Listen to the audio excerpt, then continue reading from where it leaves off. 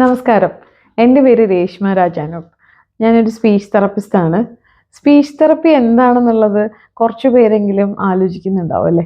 Speech language therapy എന്ന് പറഞ്ഞാൽ basically speech, language, voice, communication, swallowing ഈ പ്രശ്നങ്ങൾക്കൊക്കെ ട്രീറ്റ്മെൻറ്റും അസസ്മെൻറ്റും ട്രീറ്റ്മെൻറ്റും ചെയ്യുന്ന ഒരു തെറപ്പിസ്റ്റാണ്. നമ്മൾ കാർട്ടൂണിൻ്റെയും AI-യുടെയും ലോകത്താണ് ഇപ്പോഴല്ലേ? ബേസിക്കലി നമ്മൾ എങ്ങനെയാണ് ഒരു ഭാഷ പഠിക്കുന്നത്? വിഷ്വൽ, ഓഡിറ്ററി, ടാക്ടൈൽ സ്റ്റിമുലസുകളുടെ സഹായത്തോടു കൂടിയാണ് നമ്മൾ ഒരു ഭാഷ പഠിക്കുന്നത്. കുഞ്ഞൊരു ഭാഷ പഠിക്കുന്നത് എങ്ങനെയാണ്?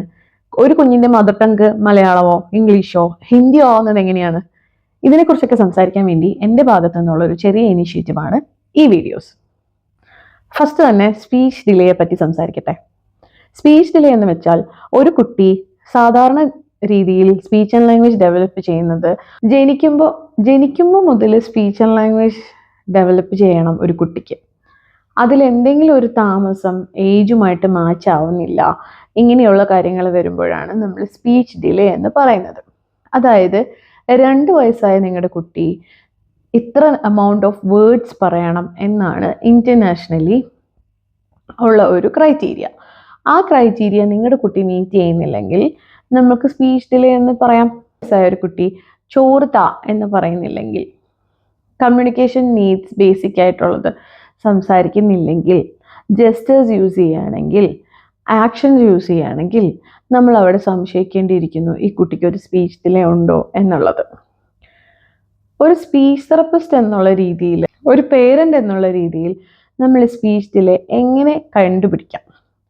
ഏർലി ഐഡൻറ്റിഫിക്കേഷൻ ആൻഡ് ഇൻ്റർവെൻഷൻ എന്ന് പറഞ്ഞൊരു കാര്യത്തിനെ പറ്റി സംസാരിക്കണം എന്നുണ്ടെങ്കിൽ, ഏർലി ഐഡൻറ്റിഫിക്കേഷൻ എന്ന് വെച്ചാൽ എത്രയും നേരത്തെ നിങ്ങളുടെ കുട്ടിയുടെ സ്പീച്ച് ഡിലേ കണ്ടുപിടിക്കുന്നോ അത്രയും നേരത്തെ നമുക്കതിനെ ചികിത്സിച്ച് ഭേദമാക്കാൻ പറ്റും.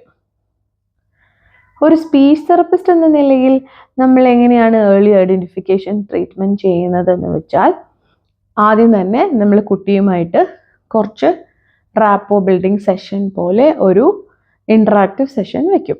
അത് കഴിഞ്ഞ് പേരൻസിൻ്റെ അടുത്ത് ക്വസ്റ്റ്യൻസ് ആൻസേഴ്സ് ചോദിച്ച് നമ്മളൊരു കേസ് ഹിസ്റ്ററി ഫോമാറ്റിൽ എടുക്കും. അത് കഴിഞ്ഞ് നമ്മളൊരു സ്ക്രീനിങ് അസസ്മെൻറ്റ് ചെയ്യും. അതായത് കുട്ടിയുടെ ലാംഗ്വേജിന്, കുട്ടിയുടെ ഏജിന് മാച്ചിങ് ആണോ, കുട്ടിയുടെ ലാംഗ്വേജിനെ നോക്കാൻ വേണ്ടിയിട്ടായിരിക്കും ആ സ്ക്രീനിങ്. അത് കഴിഞ്ഞ് സ്ക്രീനിങ്ങിൽ എന്തെങ്കിലും പ്രോബ്ലം ഉണ്ടെങ്കിൽ നമ്മൾ കോംപ്രിഹെൻസീവ് ആയിട്ടൊരു അസസ്മെൻറ്റ് ചെയ്യും. അത് ഫോമൽ ടെസ്റ്റ് ബാറ്ററീസ് യൂസ് ചെയ്തിട്ടായിരിക്കും. നമുക്ക് ഇൻ്റർനാഷണലി അപ്രൂവ്ഡ് ആയിട്ടുള്ള REELS, TELD, test of early language development, അങ്ങനെ കുറേ ടെസ്റ്റുകളുണ്ട്. അത് ഫോമൽ ടെസ്റ്റ് ബാറ്ററീസ് ആണ്. അത് കുട്ടിയുടെ ഏജ് അനുസരിച്ച് നമ്മൾ ടെസ്റ്റ് ചെയ്ത് നോക്കും. ഈ ടെസ്റ്റ് എന്ന് ബേസിക്കലി നമ്മൾ കണ്ടുപിടിക്കുന്നത് കുട്ടിയുടെ ലാംഗ്വേജ് ഏജ് എത്രയാണ് എന്നുള്ളതാണ്. സ്പീച്ച് തെറപ്പിസ്റ്റിനെ നമ്മൾ എപ്പോൾ കാണണം, എങ്ങനെയാണ് അവരെ കോൺടാക്ട് ചെയ്യേണ്ടത് എന്നൊക്കെയുള്ളത് ഡീറ്റെയിൽ ആയിട്ട് ഞാൻ അടുത്ത വീഡിയോയിൽ പറയാം.